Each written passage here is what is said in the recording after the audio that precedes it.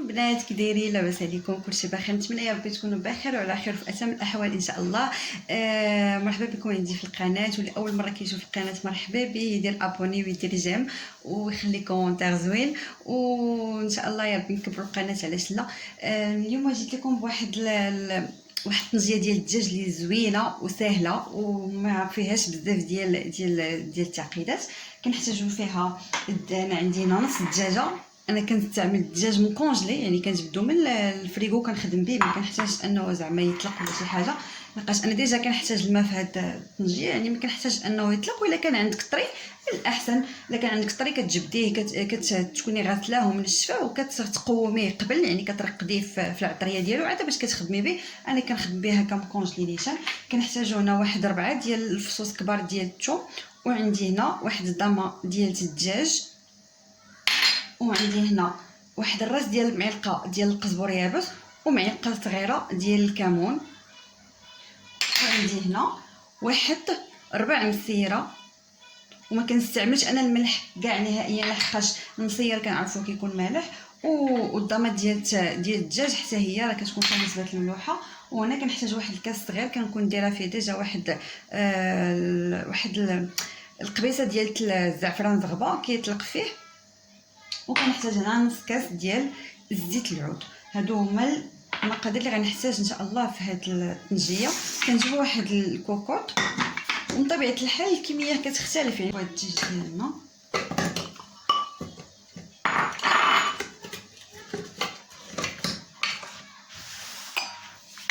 صافي. كنزيد عليه هاد الكمون، وهاد كنزيد عليه هاد الثومه. هاد الطنجيه ديال الدجاج انا ما كنستعملش فيها البصله نهائيا، ما كتكونش فيها البصله، ماشي بحال الطنجيه ديال اللحم. كنزيد عليها هاد الكنوره. تقدري تستغني على هاد الضامه ديال البنه وديري الملحه. انا كنفضل ضامه البنه، كنحسها كتزيدني بنه صافي. وكنديروا هاد الطريفات ديال المسير هكذا. كنزيدوا هاد الكويس اللي درنا فيه الزغيبات ديال الزعفران، وكنزيدوا هاد نص كاس ديال الزيت العود. وتقدري عاود تخلطي ما بين زيت العود وزيت النباتيه، يعني نص كاس تخلطي ما بين هكا وهكا. انا كنكتفي غير بالزيت العود صافي. حاول صافي. وغادي نحطها فوق البوطه تشحر واحد 5 ديال الدقائق. لما نحس داك الدجاج بدا كيطيح ليا شويه، عاد باش كنسد عليها مده ديال نص ساعه.